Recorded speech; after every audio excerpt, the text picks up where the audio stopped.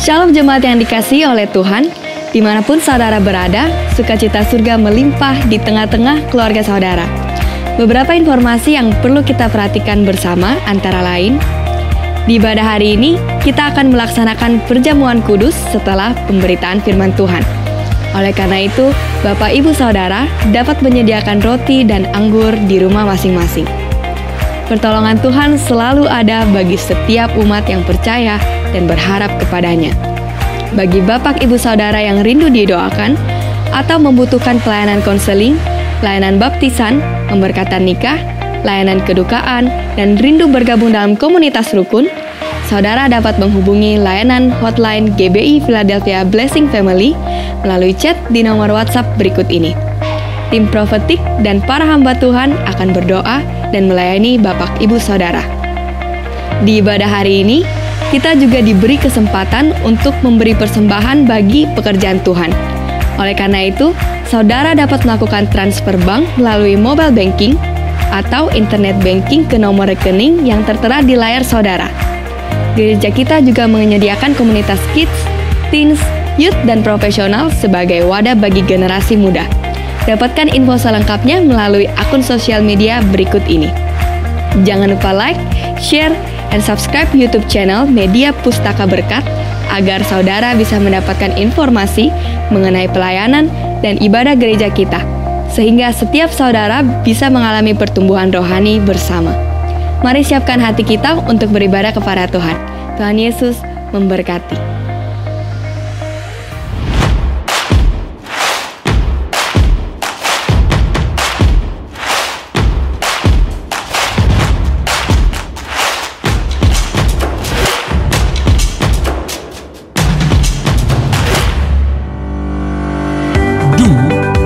The Great Commandment. Fulfill the Great Commission. Be a great disciple. Think generational. Now go.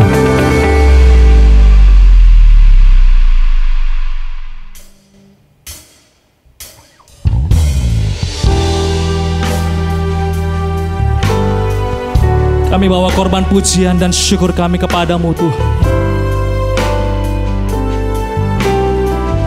Membawa hati kami menyembah kepadamu. Terima kasih Tuhan.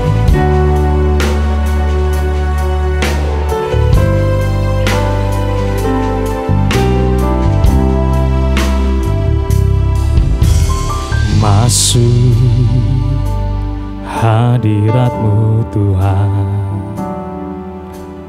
dengan korban pujian, masuk hadirat-Mu Tuhan, berhiaskan kekudusan.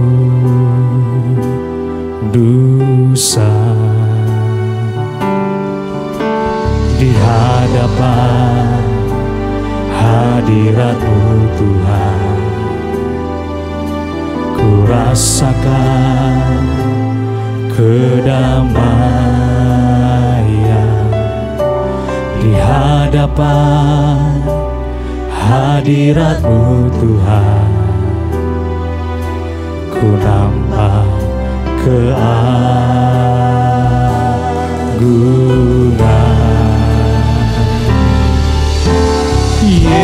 Yesus,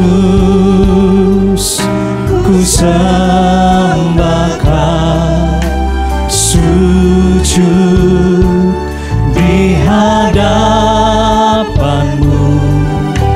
Keinginan dalam hidupku hanya untuk menyembah-Mu.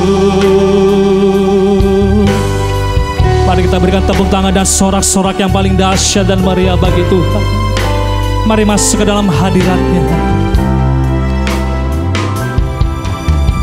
Masuk hadirat-Mu Tuhan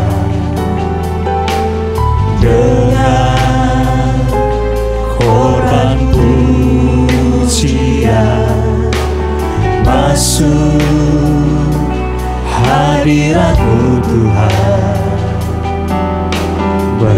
hiaskan kekudusan. Katakan di hadapan hadirat. Di hadapan hadirat-Mu Tuhan, ku rasakan kedamaian. Di hadapan hadirat-Mu Tuhan,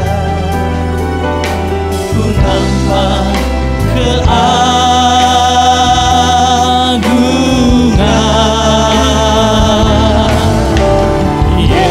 Yesus, ku sembahkan, sujud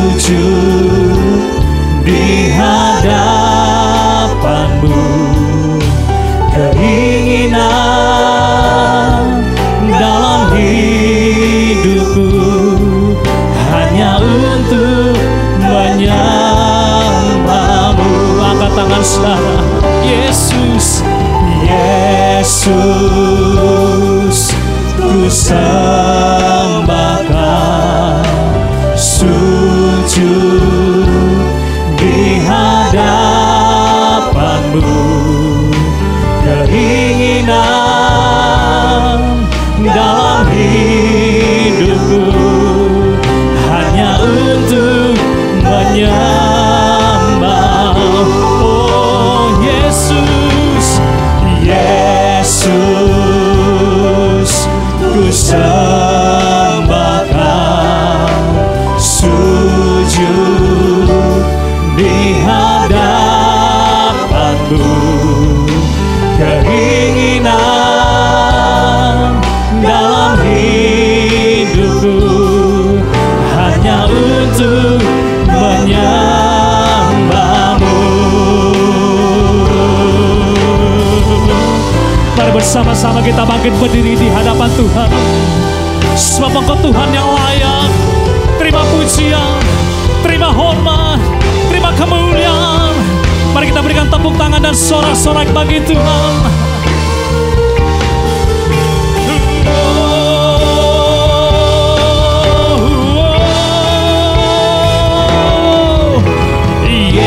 Yesus, ku sembahkan, sujud di hadapan-Mu. Keinginan dalam hidupku hanya untuk menyembah. Mari angkat kedua tanganmu. Yesus, Yesus, ya Rabbah Syahandara Basir. Kami sujud menyembah kepadamu. Terima kasih. Keinginan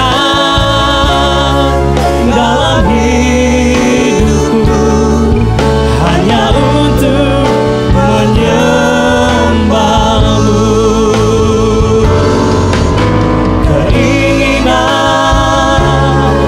dalam hidupku hanya untuk menyembah-Mu. Keinginan dalam hidupku hanya untuk menyembah-Mu.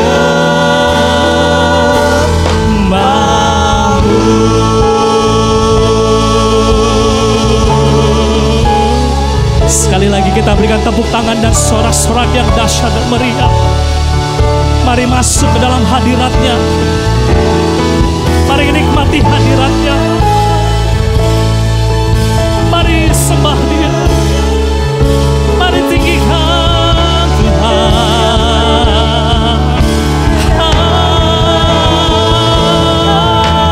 Haleluya.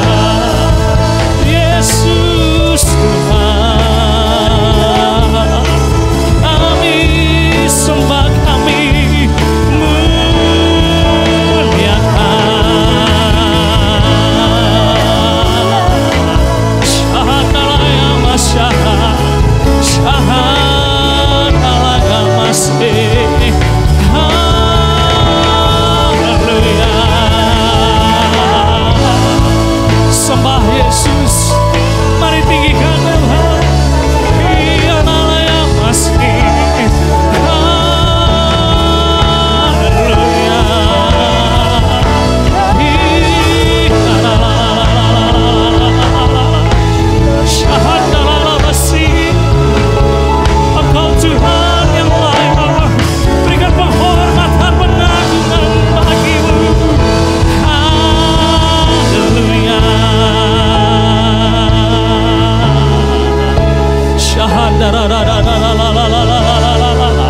Mari kita berkata-kata sudah.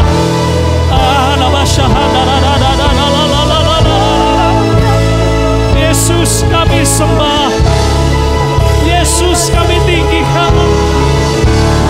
Di rumah-rumah, dimanapun kami berada, kami tinggikan Tuhan. Oh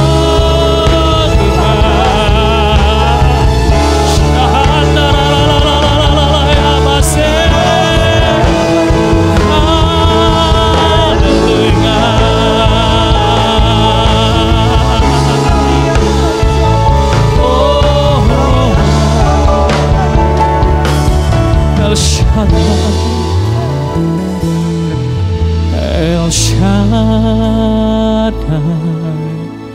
El Shaddai, Allah Maha Kuasa. Dia besar, Dia besar, El Shaddai mulia,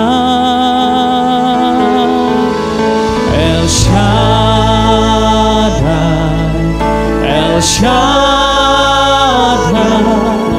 Allah Maha Kuasa.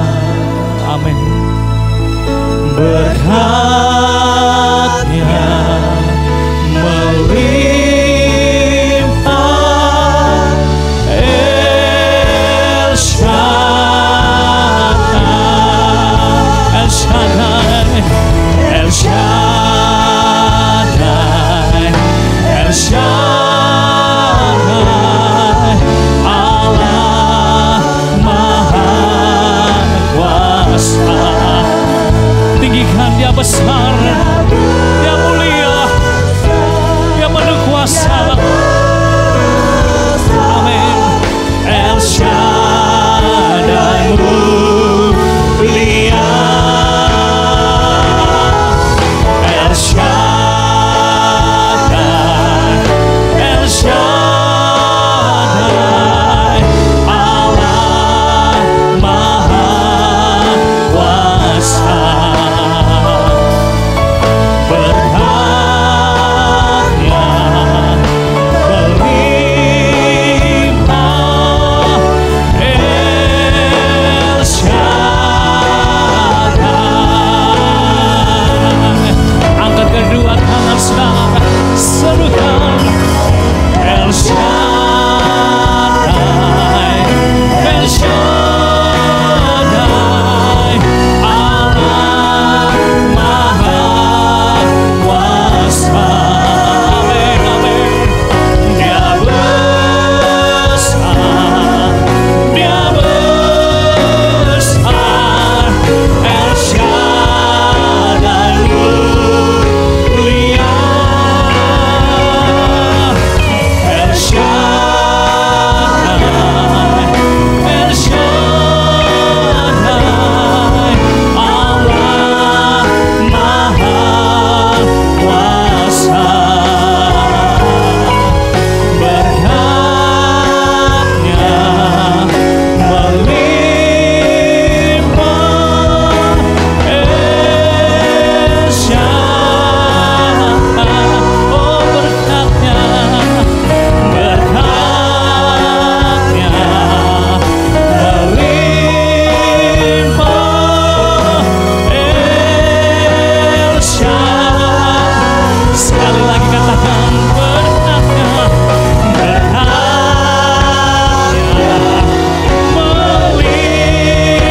melimpah, El Shaddai.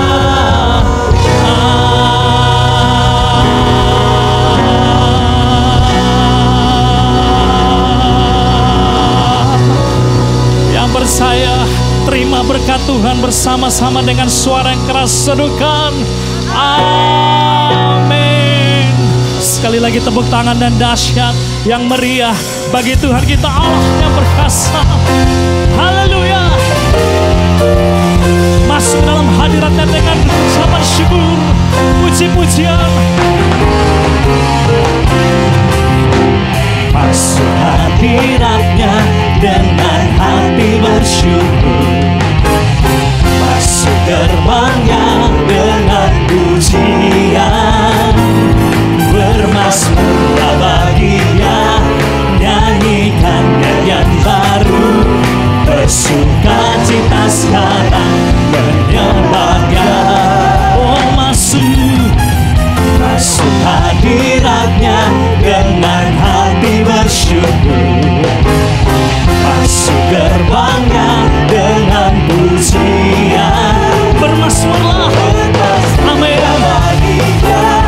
nyanyikan nyanyian baru, bersukacita sekarang tinggikan Dia. Angkat tangan saudara.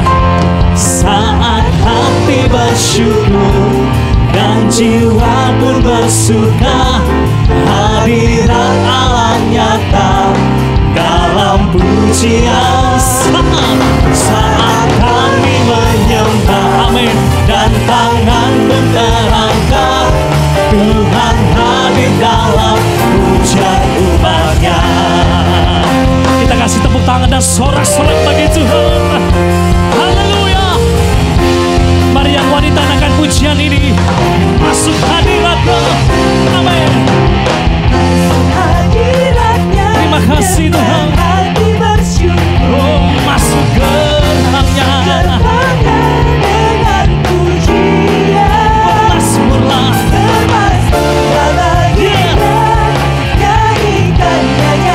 bersukacita. Mari gantian pria katakan masuk hadiratnya dengan hati bersyukur, masuk gerbangnya dengan pujian, bermazmurlah bagi Dia, nyanyikan nyanyian baru, bersukacita sekarang tinggikan Dia.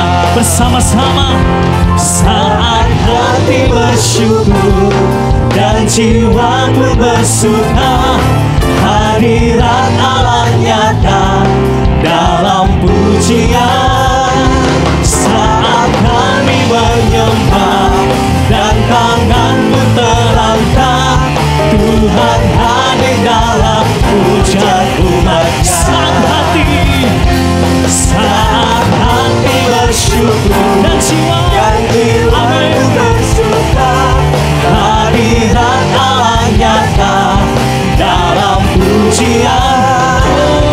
Saat kami menyembah dan tangan terangkat, mari bersama-sama tepuk tangan di atas kepala saudara. Saat hati bersyukur, saat hati bersyukur dan jiwa pun bersuka, hadirat Allah nyata dalam pujian.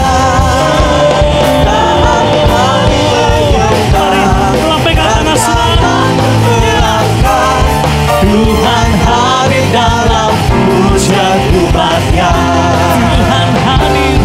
Tuhan hadir dalam pujian umat-Nya. Sekali lagi, Tuhan hadir dalam pujian umat-Nya.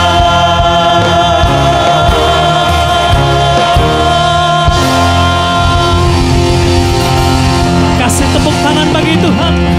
Haleluya. Bapak Ibu Saudara bisa duduk kembali tetap dalam hadirat Tuhan. Terima kasih Tuhan. Kau mendengar doa dan seruan kami. Karena Engkau Tuhan, penyembuh dan penolong setiap kami. Terpujilah nama-Mu Tuhan.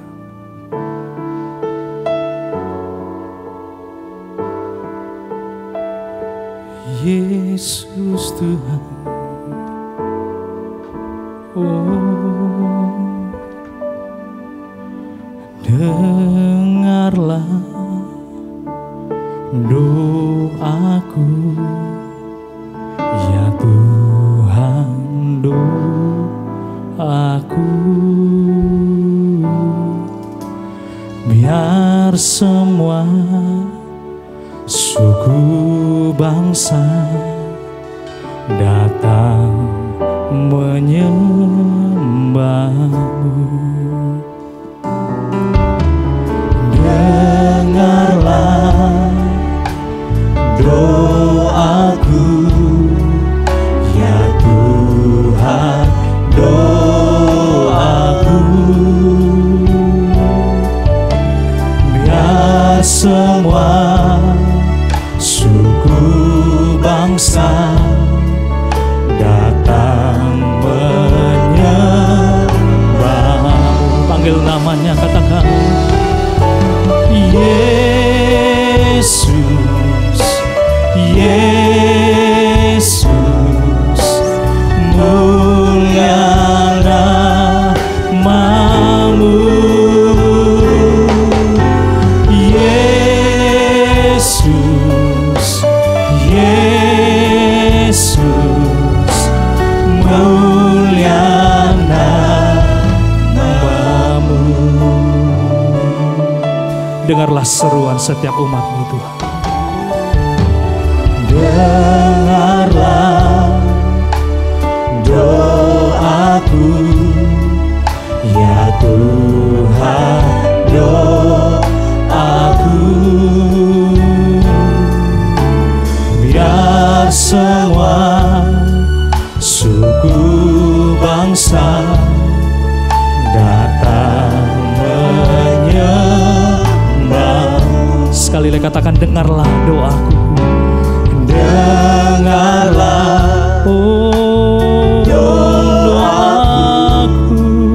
ya Tuhan. Inilah seruan umat-Mu, Tuhan.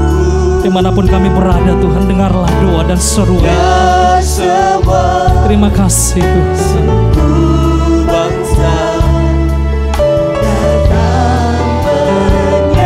Mari bersama-sama angkat tangan saudara, panggil namanya.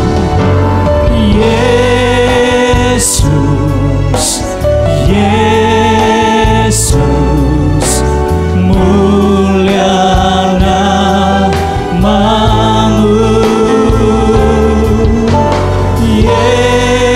Yesus, Yesus, mulia namamu.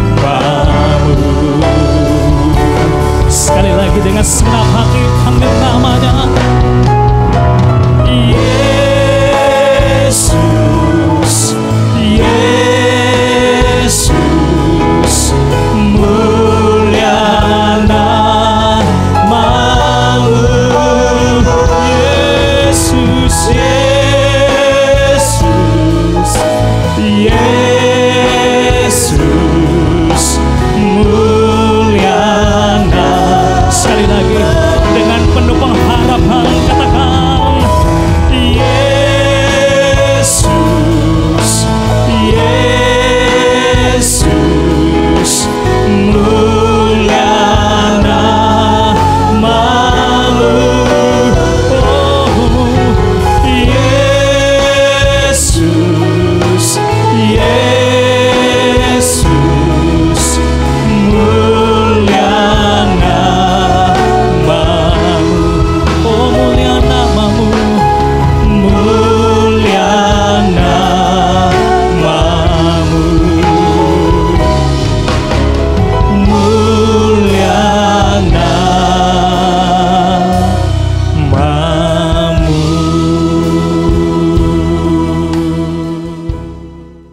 Shalom jemaat yang dikasih Tuhan, senang sekali bisa berjumpa kembali dalam ibadah online GBI Philadelphia Blessing Family. Saya percaya firman Tuhan hari ini akan menjadi berkat bagi saudara semua. Mari siapkan hati saudara semua. Sebelum kita mulai firman Tuhan, kita satu dalam doa ya. Mari kita berdoa bersama-sama. Bapa di surga, kami bersyukur untuk hari yang indah, untuk hari yang luar biasa ini. Terima kasih untuk penyertaan-Mu, perlindungan-Mu dalam hidup kami. Kami bersyukur karena semua Engkau yang mesti memegang kontrol dalam kehidupan kami, Tuhan. Hari ini kami akan dengar firman-Mu, firman yang hidup, yang kuat, yang sanggup mengubahkan, memulihkan hidup kami semua. Urapi hamba-Mu, diberkati semua umat-Mu hari ini.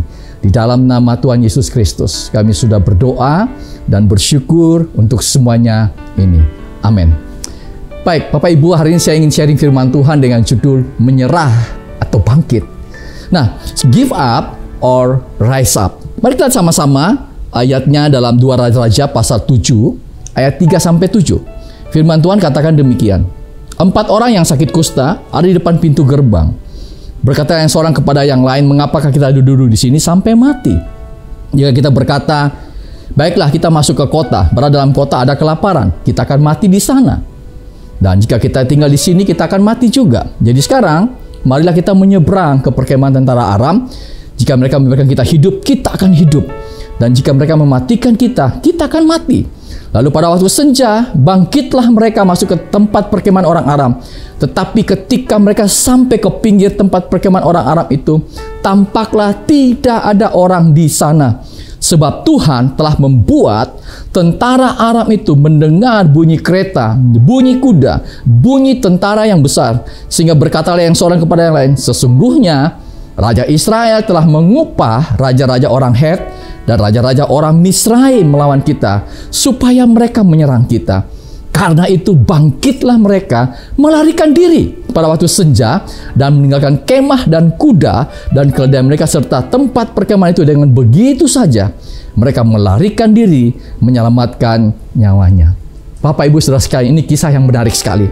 Bagaimana Samaria mengalami kelaparan yang hebat sekali selama kurang lebih 7 tahun. Saking hebatnya kelaparan pada waktu itu, saudara sekalian, sampai dikisahkan bagaimana seorang perempuan yang mau memakan anaknya sendiri, saudara. Penderitaan mereka tidak berhenti sampai di situ. Mereka juga sedang dalam peperangan melawan orang Aram. Mereka dikepung kota Samaria tersebut. Namun di masa kelaparan itu ternyata Alkitab mengisahkan ada 4 orang kusta yang tinggal di luar pintu gerbang kota. Sebagaimana seharusnya di zaman itu orang-orang kusta harus dikucilkan, saudara, atau hidup terasing. Namun saudara, nasib mereka tidak jauh juga dengan orang-orang yang ada di dalam kota Samaria, karena memang dilanda kelaparan, sehingga mereka di ujung tanduk pasti mati nanti. Hingga satu titik, saudara, kalau kita baca kisah ini, mereka memutuskan untuk pergi ke perkemahan tentara Aram, dan akhirnya mereka bangkit dalam kehidupannya. Bapak Ibu, saya mau sampaikan 2 kata ini sangat penting dalam kehidupan kita, yaitu menyerah atau bangkit. Give up or rise up dalam kehidupan. Saudara sekalian, tidak bisa dipungkiri memang bahwa kita semua masih merasakan dampak dari pandemik ini. Walaupun sudah berjalan 1 tahun lebih ya, saudara ya. Masalah yang masih sering kita dengar, masalah ekonomi. Ada yang masih belum menemukan pekerjaan. Usaha yang belum memberikan hasil yang maksimal atau bagus, bahkan cenderung minus, saudara sekalian. Bahkan juga ada masalah keluarga yang masih kita dengar. Hubungan suami istri yang renggang, tidak harmonis, bahkan mau bercerai, saudara. Atau hubungan orang tua dan anak, atau hubungan mertua dengan anak mantu, saudara, yang tidak harmonis. Yang kadang-kadang kita dengar sampai penuh dengan kepahitan hidup. Dan lain sebagainya. Bahkan kadang-kala dalam masalah hidup, datangnya bertubi-tubi dan seakan-akan kita merasa tidak ada habisnya. Sehingga seringkali, saudara, dalam kehidupan kita membuat sebuah keputusan yang salah dan akhirnya kita menyerah. Kita give up, saudara sekalian. Hari ini saya ingin berbagi agar kita tidak boleh menyerah. Kita harus bangkit di situasi apapun juga, di setiap musim kehidupan kita. Engkau yang percaya katakan amin.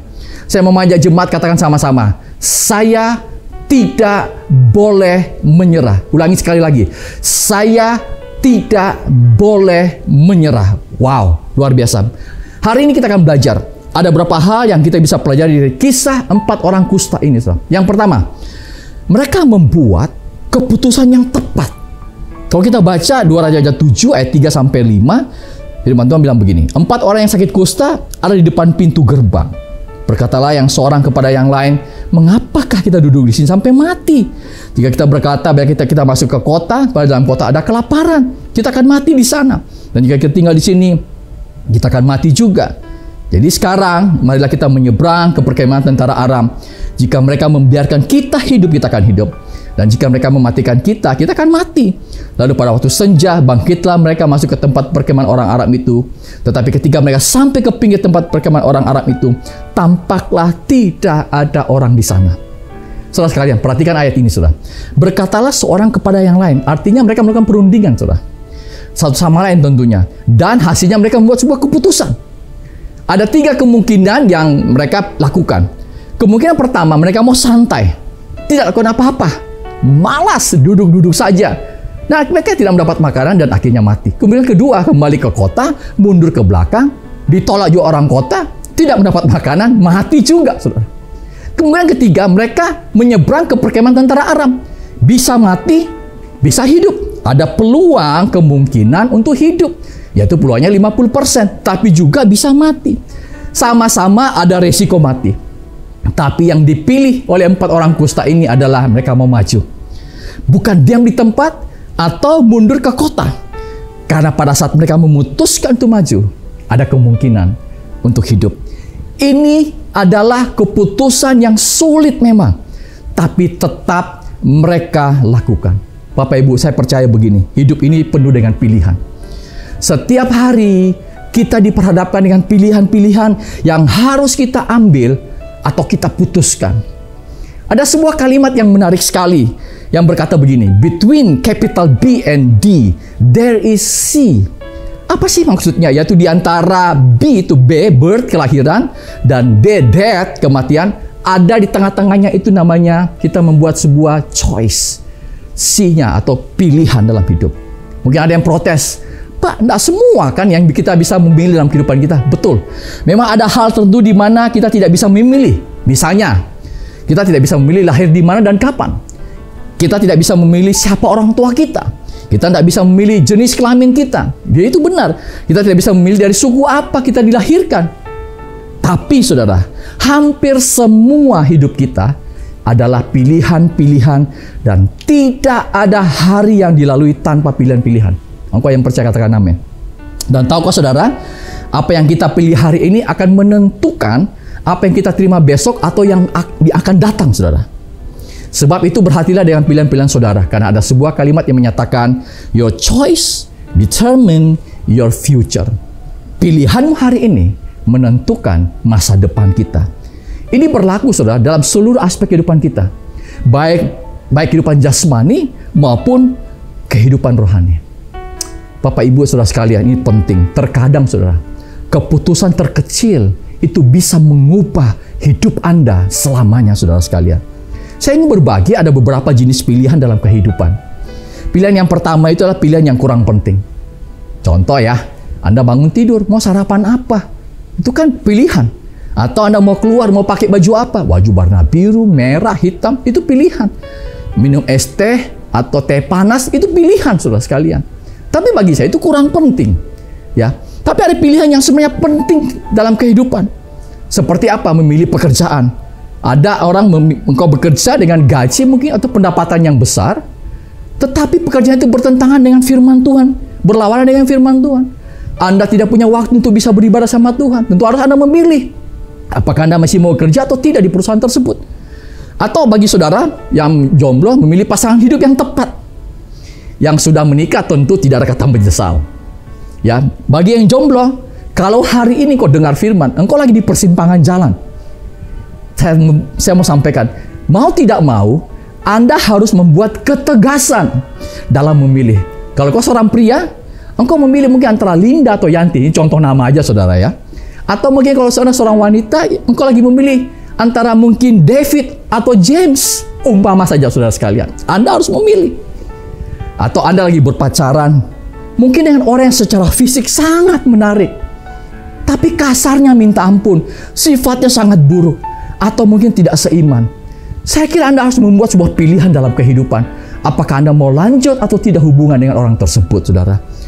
Atau saudara sekalian, engkau yang lagi mau bekerja di luar kota. Ini tentang suami istri ya, yang harus terpisah untuk waktu yang lama. Tentunya harus dibuat pertimbangan yang luar biasa sebelum mengambil keputusan. Saya pernah mendengar kesaksian. Ada seorang wanita, suami istri ya, dan wanita ini mau bekerja untuk sebagai tenaga kerja wanita di luar negeri. Dia sampaikan kepada suaminya bahwa dia mau bekerja di luar negeri karena dapat gaji 3 kali, 4 kali lipat lebih besar. Pertama, awalnya suaminya nggak setuju. Tapi dia bilang, ini jawaban doa dari Tuhan. Ya udah, kalau sebut-sebut nama Tuhan ya kadang-kadang jadi berabe, jadi sulit. Saudara. Akhirnya suaminya setuju. Ya berangkatlah istrinya. Nggak sampai 1 tahun, ternyata wanita ini sudah berjalan sama pria lain di tempat kerja di luar negeri, saudara sekalian. Dan akhirnya ujung-ujungnya mereka bercerai. Sangat menyedihkan sekali, saudara sekalian. Bapak Ibu, ini penting kita ingat, saudara. Jangan mengambil keputusan saat sedang emosi. Karena keputusan yang diambil saat emosi itu tidak pernah berakhir dengan baik, saudara. Pilihan yang berikutnya adalah pilihan yang sangat penting. Apa itu, saudara? Keselamatan. Masalah kehidupannya akan datang, kekekalan, saudara. Saya percaya kita semua yang percaya dan menerima Yesus sebagai Tuhan dan Juru Selamat dalam kehidupan kita, itu adalah keputusan, pilihan yang sangat penting dalam kehidupan kita. Engkau yang percaya katakan amin. Dalam hal kerohanian, saya kasih contoh yang lain. Dalam hal-hal rohani, apakah Anda mau hidup taat atau tidak taat? Atau Anda mau hidup dalam berkat Tuhan atau hidup dalam kutuk Tuhan? Tapi selalu firman Tuhan mengajarkan kepada kita, pilihlah berkat, pilihlah ketaatan dalam kehidupan kita, saudara sekalian. Saudara sekalian, Anda tidak boleh berdiri di atas 2 perahu dengan kedua kaki sekaligus. Itu tidak akan mungkin, saudara. Anda harus membuat pilihan dalam kehidupan saudara. Ini yang pertama. Yang kedua, apa yang kita pelajari daripada orang kusta tersebut adalah mereka membangkitkan pengharapan mereka. Tidak putus asa. Anda baca, kita lihat sama-sama 2 Raja 7 ayat 4. Jika kita berkata, baiklah kita masuk ke kota, pada dalam kota ada kelaparan, kita akan mati di sana. Dan jika kita tinggal di sini, kita akan mati juga. Jadi sekarang, marilah kita menyeberang ke perkemahan tentara Aram. Jika mereka membiarkan kita hidup, kita akan hidup. Jika mereka mematikan kita akan mati. Kalau kita lihat, keempat orang kusta ini tidak mau tinggal dalam keputusasaan mereka. Wow, mereka membangkitkan pengharapan mereka, saudara sekalian. Kita boleh kehilangan banyak hal dalam hidup, tapi kita tidak boleh kehilangan yang namanya pengharapan, saudara. Wah, ini penting sekali. Saya tahu hari-hari ini adalah hari-hari yang masih sulit, yang kadang membuat orang panik dan stres. Kadang-kadang masih tidak menentu. Semua orang bertanya, kapan Pak pandemi COVID ini akan berakhir? Banyak orang bingung bagaimana bisa bertahan untuk hidup. Bahkan banyak masih pengusaha, tadi saya sampaikan, mengeluh bagaimana bisa mempertahankan usaha mereka. Hari ini kita mau belajar untuk tidak menyerah dalam hidup ini. Kita harus memiliki terus pengharapan dalam kehidupan ini. Amsal 24 ayat 10 bilang, jika engkau tawar hati pada masa kesesakan, kecillah kekuatanmu. Banyak orang Kristen mentalnya cengeng, mentalnya pengecut, sudah mudah menyerah ketika menghadapi masalah atau tantangan dalam kehidupan. Saya membaca kisah hidup dari Albert Einstein. Setelah dia punya pergumulan, juga punya tantangan dalam dia sejak masih kecil. Sudah tahu, dia baru bisa membaca Albert Einstein usia kurang lebih 9 tahun, kurang lebih, sudah. Dan itu karena disebabkan dia mengidap disleksia, gangguan dalam proses belajar yang tidak kesulitan membaca, menulis, atau mengeja. Dia pun pernah gagal untuk ujian masuk di Swiss Federal Institute of Technology, satu universitas yang terkenal pada waktu itu, saudara.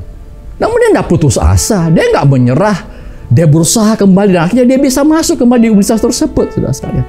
Dan kalau kita baca kisah hidupnya, bagaimana akhirnya Albert Einstein terkenal dengan seorang jenius. Dia menemukan begitu banyak teori-teori, yang salah satunya teori relativitas, teori energi, dan lain sebagainya, saudara sekalian. Einstein pernah bilang begini, kamu tidak pernah gagal sampai kamu berhenti mencoba. You never fail until you stop trying. Einstein pernah bilang, hidup itu seperti mengendarai sepeda. Untuk menjaga keseimbanganmu, kamu harus terus bergerak.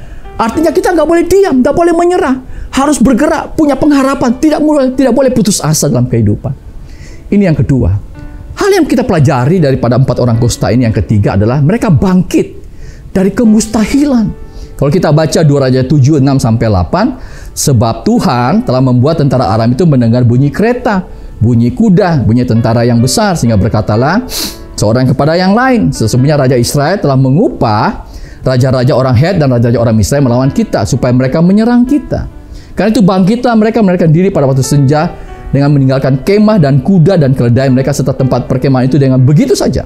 Mereka melarikan diri menyelamatkan nyawanya. Ketika orang-orang yang sakit kusta itu sampai ke pinggir tempat perkemahan, masuklah mereka ke dalam sebuah kemah lalu makan dan minum. Sudah itu mereka mengangkut dari sana emas dan perak dan pakaian. Kemudian pergilah mereka menyembunyikannya. Lalu datanglah mereka kembali masuk ke dalam kemah yang lain dan mengangkut juga barang-barang dari sana. Kemudian pergilah mereka menyembunyikannya. Anda perhatikan ayat-ayat yang sebelumnya. Kalau Anda baca ayat 5 dan 7. Orang kusta berjalan ke arah perkemahan musuh pada waktu senja.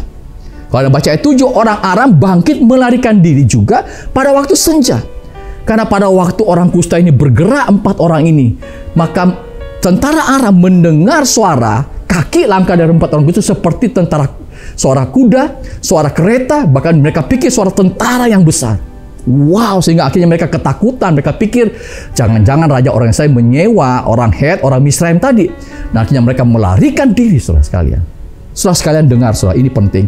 Tuhan punya 1001 cara untuk menolong saudara. Jangan batasi Tuhan dengan analisa kita yang terbatas, saudara. Hari ini kalau engkau merasa terpuruk, percayalah Tuhan bisa mengubahkan hari esok Anda dan engkau bisa diangkat Tuhan kembali. Hari ini kalau engkau merasa hancur, percayalah Tuhan bisa mengubahkan menjadi alat yang mulia, saudara sekalian. Saudara, ketika Anda sedang mengalami masalah, janganlah pakai kekuatan, pengertian sendiri, tetapi andalkanlah Tuhan. Andalkanlah Tuhan. Mazmur 144 ayat 1-2 bilang demikian. Ini ayat luar biasa. Dari Daud, terpujilah Tuhan gunung batuku, yang mengajar tanganku untuk bertempur dan jari-jariku untuk berperang, yang menjadi tempat perlindunganku dari kubu pertahananku, kota bentengku dan penyelamatku, perisaiku dan tempat aku berlindung, yang menundukkan bangsa-bangsa ke bawah kuasaku. Ayat ini luar biasa. Biar itu menjadi tema kita, menjadi kekuatan kita bahwa Tuhan adalah andalan kita, perlindungan kita, kubu pertahanan kita, benteng dan perisai kita, serta tempat untuk kita bisa berlindung. Wow, luar biasa. Saya berdoa jangan sampai ada yang mendengar jemaat yang lagi mendengarkan firman Tuhan ini. Jangan sampai Anda tidak mengandalkan Tuhan dan Anda merasa hebat dan merasa sombong, takabur dan sebagainya. Saya pernah membaca kisah hidup dari seorang yang bernama Tancredo Neves, seorang politisi Brasil. Dia ikut dalam pemilihan presiden Brasil pada tahun sekian. Dan satu kali memang dia diunggulkan, saudara. Namun sayang, dia terlalu sombong. Dia pernah bilang, kalau saya nanti mendapatkan suara 500.000 suara lebih, tidak seorang pun yang bisa dapat menahan dia untuk menjadi presiden. Sekalipun Tuhan. Waduh. Dan benar, saudara, akhirnya dia dalam pemilihan itu dia menang lebih daripada 500.000 suara, saudara. Ketika hari H pelantikan untuk jadi presiden, 1 hari sebelumnya ia sakit keras dan meninggal. Dia nggak sempat jadi presiden. Saudara sekalian, beda sekali dengan seorang yang bernama Bill Wilson. Anda bisa nanti baca bukunya, Whose Child Is This? Kisah hidup yang luar biasa. Dia nggak kenal papanya. Dia dibesarkan oleh ibunya, tapi usia 11 tahun mamanya tinggalkan dia di jalanan, saudara sekalian. Namun anugerah Tuhan, dia dipertemukan oleh seorang yang cinta Tuhan, membimbing dia. Dan orang tersebut memperkenalkan Yesus Kristus kepada dia. Dan dia percaya Yesus, dia sempat ikut perkemahan musim panas dan lain sebagainya. Dan singkat cerita, dalam perjalanan kehidupannya, karena dia untuk melihat anak-anak, dia akhirnya melayani anak-anak sekolah minggu di New York City, saudara. Dengan puluhan ribu anak-anak sekolah minggu. Saya mau sampaikan, Bill Wilson, ia mampu menembus kemustahilan dalam hidupnya. Anak yang sudah dibuang oleh orang tuanya, semestinya hidupnya menjadi kacau balau, terlunta-lunta. Namun perhatikan, Tuhan sanggup mengubahkan menjadi alat yang indah. Saya mau sampaikan, percayalah saudara, mujizat sampai hari ini masih ada. Harapkan mujizat dari Tuhan. Harapkan mujizat dari Tuhan. Yang terakhir, yang keempat, apa yang kita bisa pelajari daripada 4 orang kusta ini? Mereka bangkit dari sikap mementingkan diri sendiri, saudara. Kita baca 2 Raja 7 ayat 9-10. Lalu berkatalah yang seorang kepada yang lain, tidak patut yang kita lakukan hari ini. Hari ini adalah hari kabar baik. Tetapi kita ini tinggal diam saja. Apabila kita menanti sampai terang pagi, maka hukuman akan menimpa kita. Jadi sekarang mari kita pergi menghadap untuk bertemu hal itu ke istana raja. Mereka pergi, lalu berseru kepada penunggu pintu gerbang kota dan menceritakan kepada orang-orang itu. Katanya, kami sudah masuk ke tempat perkemahan orang Aram, dan ternyata tidak ada orang di sana dan tidak ada suara manusia kedengaran. Hanya ada kuda dan keledai tertambat dan kemah-kemah ditinggalkan dengan begitu saja. Akhirnya, saudara, kalau kita baca, 4 orang kusta menyadari bahwa mereka tidak boleh egois. Kalau mereka tidak memberitahu orang kota, pada waktu itu yang terjadi adalah orang kota akan menangis dan bahkan mengalami kematian. Sementara mungkin mereka tertawa karena mereka bisa makan dan minum di perkemahan tentara orang Aram. Kita tahu, saudara, keempat orang kusta ini itu dibenci dan dijauhi oleh masyarakat karena memang mereka ada orang kusta dikucilkan. Namun, kalau kita lihat mereka tetap mau berbuat baik pada orang yang mengucilkan mereka. Akhirnya kalau kita baca, mereka memutuskan untuk pergi menghadap raja dan mereka memberitahukan peristiwa ini kepada penunggu pintu gerbang kota bahwa mereka sudah masuk ke perkemahan tentara Aram dan begitu banyak makanan dan minuman. Inilah yang kita sebutkan love, kasih, saudara. Kasih mampu mengalahkan egoisme, sikap mementingkan diri sendiri. Kasih itu rela berkorban bagi orang lain. Mari kita lihat sama-sama ayat ini. Lukas 6 ayat 32 sampai 33 ini ayat yang luar biasa. Dan jikalau kamu mengasihi orang yang mengasihi kamu, apakah jasamu? Karena orang-orang berdosa pun mengasihi juga orang-orang yang mengasihi mereka. Sebab jikalau kamu berbuat baik kepada orang yang berbuat baik kepada kamu, apakah jasamu? Orang-orang berdosa pun berbuat demikian. Sebenarnya ini penting yang kita ingat, saudara. Kalau kita berbuat baik bagi orang yang baik buat kita, itu bukan kebaikan. Itu keharusan. Tapi kalau kita bisa berbuat baik bagi orang yang tidak baik buat kita, itu namanya ketulusan, saudara. Kebaikan bukan kelemahan, tapi saya percaya itu kekuatan. Baik kepada orang yang baik itu mudah, tapi tetap baik pada orang yang tidak baik itu kekuatan, saudara. Orang baik tidak akan berubah hanya karena orang lain tidak memperlakukannya dengan baik. Sifat asli orang baru ketahuan kalau ia disakiti orang. Apakah ia membalas dengan kejahatan atau tidak? Atau dia mau pakai dengan cara dunia, mata ganti mata atau gigi ganti gigi, saudara. Wah, ini penting sekali. Saya senang dengan kutipan Mother Teresa, saudara, yang menyatakan demikian. Not all of us can do great things, but we can do small things with great love. Tidak semua dari kita bisa melakukan perkara-perkara besar, tapi kita dapat melakukan hal kecil dengan kasih yang besar. Tidak semua mungkin kita bisa mau diutus sampai ke Vietnam, ke daerah-daerah misi, tetapi hari kita bisa melakukan hal kecil dengan cinta yang besar. Kerinduan kita adalah hidup kita jadi berkat tentunya. Yang percaya katakan amin. Kalau hari ini saudara sedang diberkati, biarlah saudara menjadi saluran berkat bagi hidup orang lain. Jangan tunggu bilang nanti saya kaya raya Pak Rudi baru saya mau jadi berkat. Oh enggak. Dimanapun, kapanpun, dengan potensi yang kau miliki, kau bisa jadi berkat bagi hidup orang lain, saudara sekalian. Saat kita diberkati, itulah ujian kita sebenarnya. Apakah hati kita tertuju pada berkatnya atau kepada sang pemberi berkat, yaitu Tuhan. Biarlah saudara sekalian, ini penting. Hidup kita terlebih dahulu menjadi berkat bagi keluarga kita.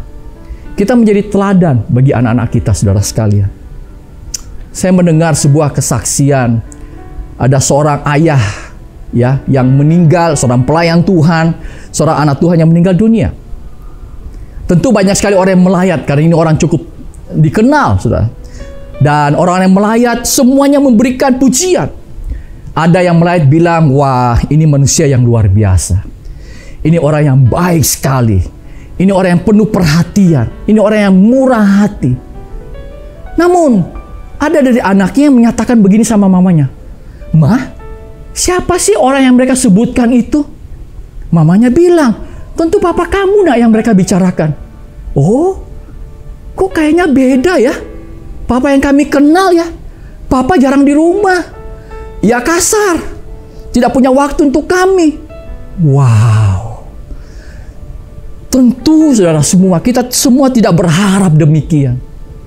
Kalau suatu saat nanti kita mungkin dipanggil pulang dan keluarga kita tidak merasakan apa yang telah kita lakukan. Kita semua dikejutkan saudara dengan peristiwa ada seorang penceramah ya beberapa bulan yang lalu yang sangat santun kalau berbicara saudara. Sangat bagus sekali ketika dia memberikan ceramah. Namun tiba-tiba ada seorang anaknya menyatakan di Instagramnya dan dia menyatakan selama 15 tahun mamanya diperlakukan secara kasar. Tentu orang-orang demikian tidak punya integritas, saudara sekalian. Benar, 1 Timotius 5 ayat 8 bilang begini, ini benar sekali ayat. Tetapi, jika ada seorang yang tidak memeliharakan sanak saudaranya, apalagi seisi rumahnya, orang itu murtad dan lebih buruk dari orang yang tidak beriman. Bapak Ibu Saudara sekalian, saya tidak perpanjang firman Tuhan. Tapi biar kita semua ketika mengalami masa-masa sulit, pergumulan, tantangan, tapi kita tidak menyerah. Kita mau selalu bangkit menghadapi semuanya di setiap musim kehidupan kita, saudara sekalian. Kita mau belajar kadang-kadang membuat keputusan yang tepat. Kita tidak putus asa. Dan saudara, kita percaya bahwa bagi Tuhan tidak ada yang mustahil. Dan kemudian hidup kita bisa pun menjadi berkat bagi hidup orang lain. Happy Sunday. Tuhan memberkati semuanya. Mari Bapak Ibu Saudara sekalian, kita berdoa dalam firman Tuhan ini. Saya tahu hari-hari ini mungkin ada yang mengalami pergumulan yang luar biasa, yang hebat sekali. Mari arahkan tangan saudara, angkat tangan saudara engkau yang menonton, melihat acara ini secara online, saudara sekalian. Tuhan begitu mengasihi Anda dan keluarga saudara.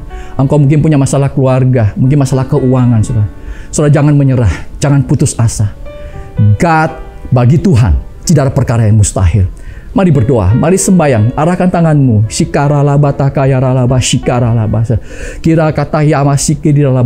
Tuhan, kami datang, Tuhan. Terima kasih untuk firman-Mu. Biar firman hari menjadi rema, Tuhan. Kami percaya bagi Tuhan tidak ada perkara yang mustahil. Bagi mereka, anak-anak-Mu Tuhan yang mengalami pergumulan hidup, tantangan, masalah ekonomi, masalah keluarga, Tuhan, Engkau yang campur tangan. Mereka tidak menyerah, tetapi semuanya bangkit dalam kehidupannya. Mereka yakin, mereka terus membangun pengharapan di dalam Tuhan, membangkitkan iman mereka, Tuhan, bahwa Tuhan, Engkau yang masih memegang kendali. Kau masih ada mujizat sampai sekarang terjadi dalam kehidupan kami, Tuhan. Terima kasih untuk hari ini, Tuhan. Yang lemah Kau kuatkan, yang sakit Kau sembuhkan di dalam nama Tuhan Yesus Kristus. Terima kasih untuk hari ini, Tuhan. Di dalam nama Tuhan Yesus Kristus, kami sudah berdoa dan bersyukur untuk semuanya ini. Umat Tuhan yang percaya dan mengasihi Tuhan, mari katakan sama-sama, amin.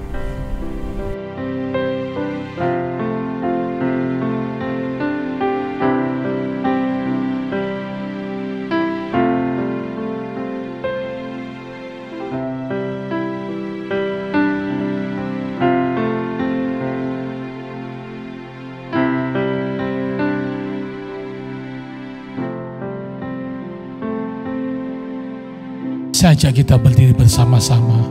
Kita akan masuk dalam perjamuan kudus, saudara. Persiapkan roti dan cawan. Mari kita katakan, dengan segenap hati, dengan segenap jiwa, dengan kekuatanmu, ku sembah Kau Tuhan. Dalam kekudusan-Mu, ku angkat tanganku, ku rindu selalu dalam hadirat-Mu.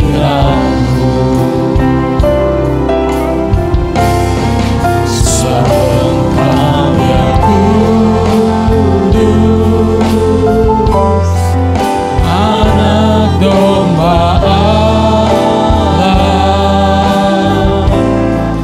darah-Mu tercurah di atas Kalvari. Sebab Engkau yang layak terima pujian, hormat dan kuasa, sekarang dan selamanya.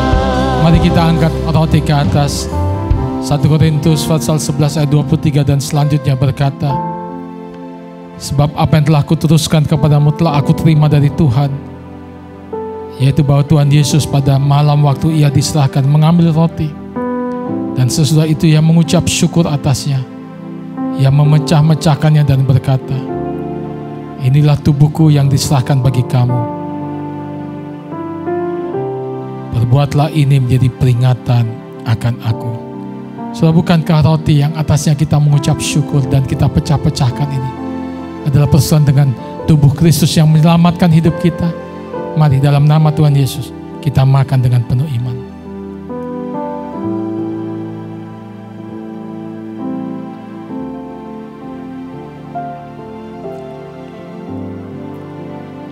Haleluya, haleluya. Kita bersyukur, saudara. Kita angkat cawan. Terima kasih Tuhan Yesus, terima kasih Tuhan Yesus. Demikian juga ia mengambil cawan sesudah makan lalu berkata, cawan ini adalah perjanjian baru yang dimeteraikan oleh darahku. Perbuatlah ini setiap kali kamu meminumnya menjadi peringatan akan aku. Sebab setiap kali kamu makan roti ini dan minum cawan ini, kamu memberitakan kematian Tuhan sampai ia datang. Saudara, bukankah cawan yang atasnya kita mengucap syukur ini adalah persoalan dengan darah Kristus yang menyucikan hidup kita, memeteraikan hidup kita? Mari dalam nama Tuhan Yesus kita minum dengan penuh ucapan syukur.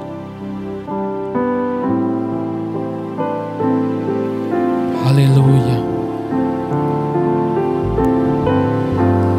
Oriala pasyahandala pakla. Terima kasih Tuhan. Syukur, terima kasih Yesus. Haleluya. Terpuji namamu Tuhan. Syahadala pakuri ala syahadala. Yahandala.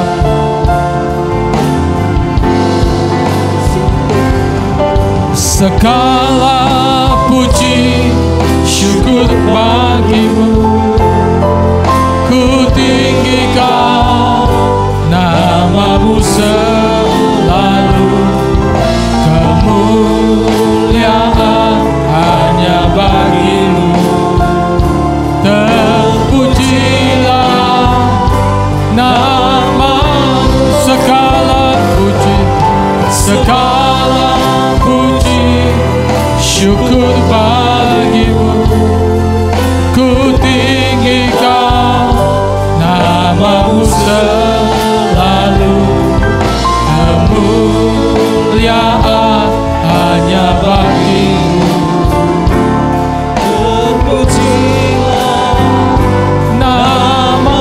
Sekali lagi, mari angkat katakan, segala puji syukur bagimu.